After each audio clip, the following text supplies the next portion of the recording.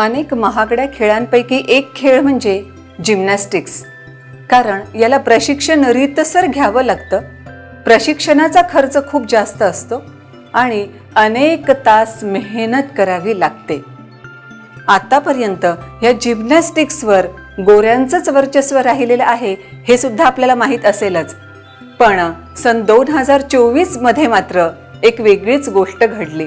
सन 2024च्या artistic floor जिम्नॅस्टिक्समध्ये प्रथम, द्वितीय आणि तृतीय या तिन्ही क्रमांकावर ज्या महिला आल्या आहेत ना, त्या कृष्णवर्णीय आहेत. पहिला क्रमांक मिळवला आहे ब्राझीलच्या रेबेका अँड्राडे हिनं, तर सिल्व्हर मेडल मिळवलं अमेरिकेच्या सिमोन बाइल्स हिनं आणि तृतीय मेडल जॉर्डन चाइल्ड्स या अमेरिकेच्याच तरुणीनं मिळवलं आहे.